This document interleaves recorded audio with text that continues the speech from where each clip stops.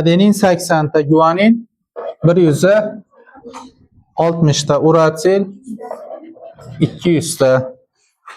Hop, sitazin esa nechta? 40 ta. Endi bu yerda hop adenin 80 ta bo'lsa, timin 80 ta bo'lsa, ikkinchi zanjirda adenin 80 ta. Hop, bu yerda adenin 200 ta bo'lsa, birinchi zanjirda timin ham 200 ta bo'ladi. Sitazin 160 ta bo'lsa, bu tomonga guanin ham 160 ta. Hop, bu yerda 40 ta guanin, 40 ta nima? Hop, sitazin bor. Endi denka molekulasini uzunligini toping deyapti. Hop, denka molekulasini uzunligi topilayotganda denkadagi nukleotidlarda bir zanjirda ko'paytiriladi.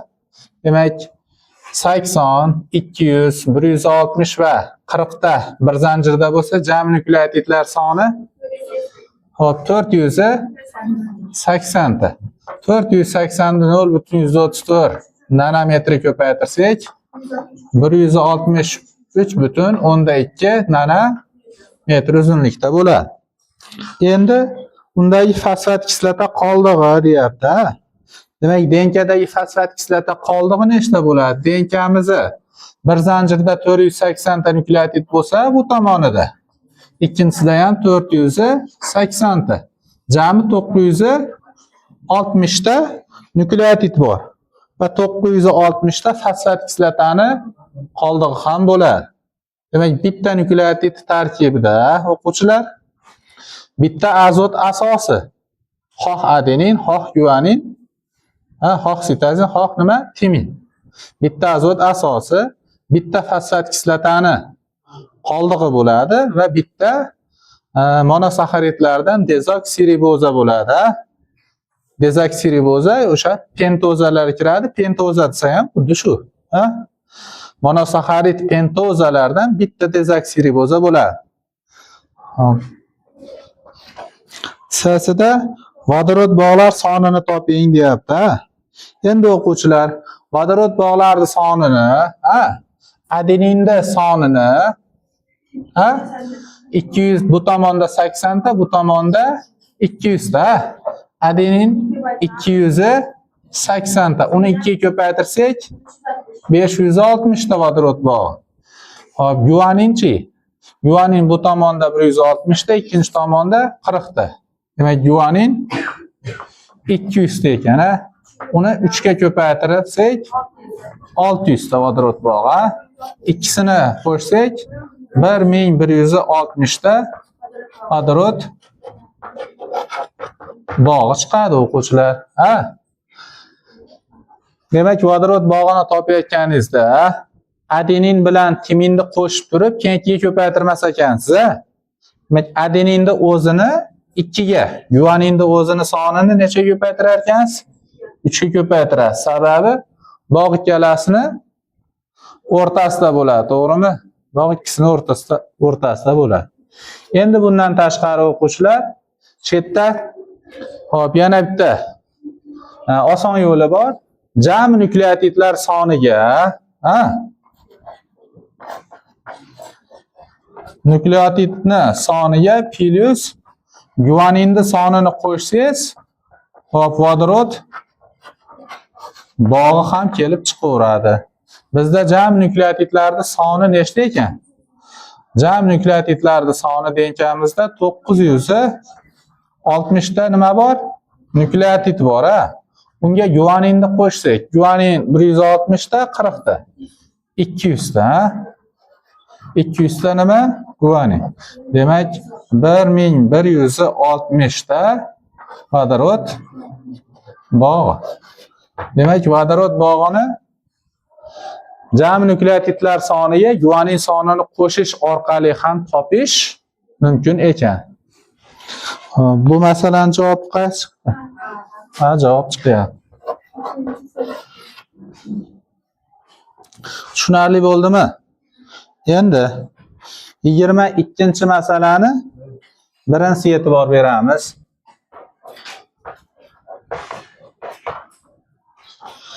Denka molekulasida 320 ta adenin va 740 ta guanin bor. Ushbu DNK molekulasini uzunligini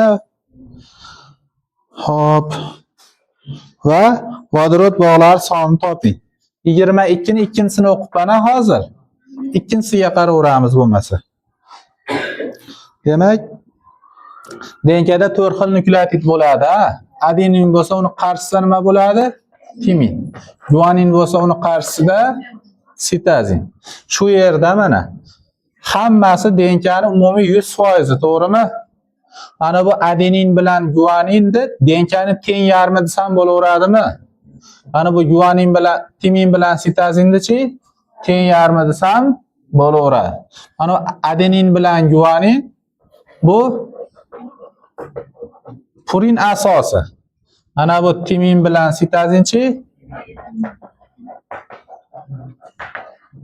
pirimidin asosi. Ha? Demak, purin va pirimidin asoslari jami nukleotidlarda hosil qilar ekan, ha?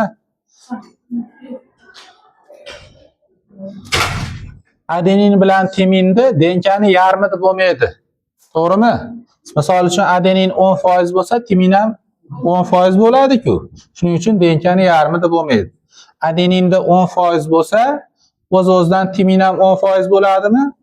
Guanin bilan sitazin 40% dan qoladi. Shuning uchun bu 10%, bu 40% deb olsak, baribir yarmi 50% chiqaveradi. Bu ham yarim chiqadi. Demak, DNKdagi nukleotidlarning yarmi purindan, yarmi doim pirimidindan iborat bo'lar ekan. Purin yoki pirimidin DNKning bir tomonidagi nukleotidlar soniga nima? Teng doim. To'g'rimi? Informatsion DNKdagi nukleotidlar soniga ham teng. Ha? DNKning bir tomonida ham nukleotid yarmi bo'ladi-ku. Informatsion RNKda ham DNKda nukleotidlarda yarmi bo'ladi. Purinda ham yarim, pirimidinda ham nima? Yarim bo'ladi nukleotid. Shuning uchun bir-biriga teng bo'laveradi. Endi adenin 320 ta bo'lsa, plus guanin 740 ta. Ikkalasini qo'shsak 1060 ta. Ha, 1060 ta nukleotid, bu DNKda nukleotidlar demak yarmi ekan, ha, bir tomoni ekan. Shuning uchun 1060 ta 0.34 ga ko'paytirib qo'ysak, DNKmiz uzunligi chiqaveradi. 360,4 nanometr uzunligida bo'lar ekan. Endi bu A qismini javobi bo'lsa, B qismida vodorod bog'lari sonini toping deyapti. DNKda 1060 ta nukleotid, adenin va guanin bo'lsa, bu purin asosi ekan, ha? To'g'rimi? 1060 ta. Xuddi shuncha nima bor? Pirimidin asosi ham bor, ha? Hop, demak 2120 ta mana shu DNKda nukleotid bor. Nukleotidlar soniga 2120 ta nukleotidni soniga biz guaninni qo'shib qo'ysak, guanin nechta edi? 740 ta. 740 ta guaninni qo'shib qo'ysak, jam vodorod bog'i chiqaveradi. 2860. 2860 ta vodorod bog'i bo'lar ekan. Demak, bu masalaning javobi ham A javob ekan. Tushunarli bo'ldimi? 23-masalani birinchisiga qaraymiz. DNK fragmentida 400 ta adenin, 400 ta purin asosi bo'lib, ha? Demak, purinlar soni nechta ekan? 400 ta. Lekin o'sha purin adenin va guanindan tashkil topar ekan, ha? Adenin bir nisbatda bo'lsa, guanin qanday nisbatda ekan? 1,5 nisbatda ekan. DNKning massasini, uzunligini va vodorod bog'lar sonini toping debdi. Vodorod bog'lar sonini toping. Endi o'quvchilar A sharti aytayapti. Denkani massasini toping deyapti. Denkani massasini topib olgani denkadagi barcha nukleotidlarni bilishimiz kerak. Demak 400 ta purin asosi bo'lsa, yana 400 ta nima bo'ladi? Pirimidin asosi bo'ladi. Demak 800 ta denkada nima bor? Nukleotid bor. 800 ta. 800 ta nukleotidni bir nukleotid massasi qancha teng ekan? 330 daltondan bu yerda. Nukleotidlarning massasi har xil bo'ladi-da, xiliga qarab turib. Hop, shunga ko'paytiradigan bo'lsak, hop 264 ming. 264 ming dalton bu denkani massasi. Tushunyapsizmi? 400 ta purin degani 400 ta pirimidin bor degani 800 ta nukleotid bor degani. 800 ta nukleotidni 330 daltondan ko'paytirsak 264 ming ekan. Denkamiz uzunligini topgani, denkamiz yarmi bir tomonidagi nukleotidlarni 0,4 ko'paytiramiz. Denkani yarmi nimaga teng? Purin asosiga. Demak 400 ni ko'paytiramiz 0,34 nanometrga. 136 nanometr. Har bir mana bu chiqqan sonni orqasida nimaligini men yozyapman. Siz ham yozishingiz kerak mana. 800 ta nukleotid, 264 ming dalton, 136 nanometr. Endi bizda vodorod bog'lari sonini ham toping debdi.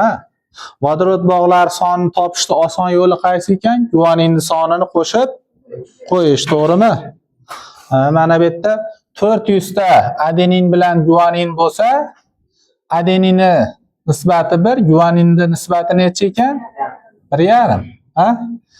Hop, demak, ikkalasini qo'shsak, mana adeninni 1x, hop, guaninni 1,5x deb olsam, 2,5x nukleotidim nechaga teng ekan? 400 ga. X nechaga teng bo'ladi? 160 ga. Demak, mana adenin soni 160 ekan. 1,5 ta 160, 240. Guanin soni nechta ekan? 240 ta. Hop. 160 ta, mana 1,5 ga ko'paytiryapman. 240 ta guanin bor ekan. Denkamizda jami nukleotidlar nechta chiqqan? 800 ta nukleotid chiqqan. Unga 240 ta guaninni qo'shsam 1040 ta nima bor ekan? Vodorod bog'i bor ekan. 1040 ta vodorod bog'i bor ekan. Demak, bu masalaning javobi D javob ekan. Tushunarli bo'lyaptimi? Qayerdan tushunmasangiz, hop, so'rashingiz mumkin. Endi 24-masalani birinchisiga e'tibor beramiz. Denka fragmentida 1100 ta nukleotid bo'lib, masalaga qarang, keyin yozib olamiz. Adenin, guanin va sitazinning yig'indisi timin, sitazin adenindan 1,5 marta katta ekan. Mana bunda yozib olaylik, Adenin plus guanin plus sitazin. Mana shularni timin plus sitazin plus adenin. Mana shularga bo'lsak, mana adenin, guanin, sitazinni qo'shib turib, timin, sitazin, adeninga bo'lsak, 1,5 ga bir chiqar ekan. Tushunyapsizmi? Demak, yuqori esa 1,5 marta katta ekan pastidan. Ha? Endi adeninda soni timin soniga teng, to'g'rimi?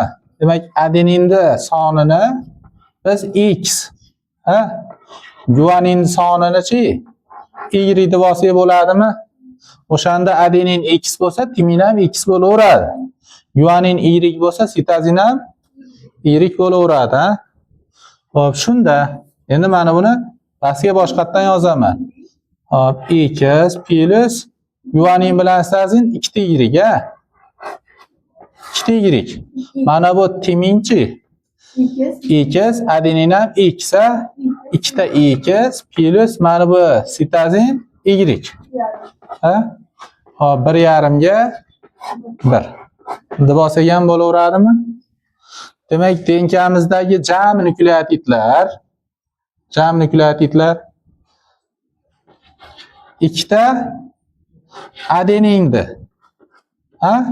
Ikkita guaninni yig'indisiga teng, to'g'rimi? Mana adenin timinga ham teng-ku. Shuning uchun o'shundan ikkita, guanin sitazinga tengligi uchun undan ham ikkita. Mana shu holatda nukleotidlar jami nechta ekan? 1100 ta ekan. To'g'rimi? Hop, ikkita adenin degani ikkita x. Hop, ikkita guanin degani ikkita y. Demak, mana shu holatda 1100 ta. 2x plus 2y 1100 ekan. Endi mana bu ikkisi tenglama bo'lib qoldi. Hop, buni bunga ko'paytirib yozamiz, buni bunga ko'paytirib yozamiz, ha? 2x da 1,5 ga ko'paytirsam 3ta x plus 1,5 ta y, ha? Hop, x da 1 ga ko'paytirsam x plus bu 2 ta nima? Y. Endi bir tomoni yolib o'tib olamiz, ha? Mana bu x bu tomoniga o'tsa minus bo'lib o'tib 3x dan ketib 2 ta x qoladi. Ha, 1,5 y ta oldida plus bor. Tenglikni u tomoniga o'tsa minus bo'lib qoladi. Bu yarim nima degani? Y degani. Demak, 2 ta x'imiz nimaga teng ekan? Yarimta y ga teng ekan, ha? 2 ta x'imiz yarimta y. Endi 2 ta x kelgan joyiga yarim y ni qo'yib, mana bu tenglamani yechaman, ha? 2 ta x kelgan joyiga men yarim y ni qo'ysam ham bo'laverar ekan. Endi 2 ta y qo'shsam 1100, ha? 2,5 y ham 1100 ga teng ekan, ha? Y-imchi 440 ga teng bo'ladi. Y deganim guaninni soni yoki nimani soni? Sitazinni soni, ha? Xo'p, endi x topganichi, x'im mana 2 x'im yarimta y ga teng edi, o'quvchilar. 440 da yarimga ko'paytirsam nechi? 220, ha? 220 ni mana 2 x ga bo'lib bersam 110. Demak, x'im qiymati 110. 110 nima edi? Adenin. Ha? Guanin va adenin yozilaveradi ko'pincha, ha? Hop, guanin degani sitazinni ham bildiradi, adenin degani timinni ham miqdorini bildiraveradi. Endi fragment tarkibida adenin va timinlarning yig'indisi qancha debdi? Demak, 110 ta adenin bo'lsa, uni 2 ga ko'paytirsak 220 ta adenin va timin, ha? Adenin va timin. Bu masalani javobi qaysi javob ekan? S javob ekan.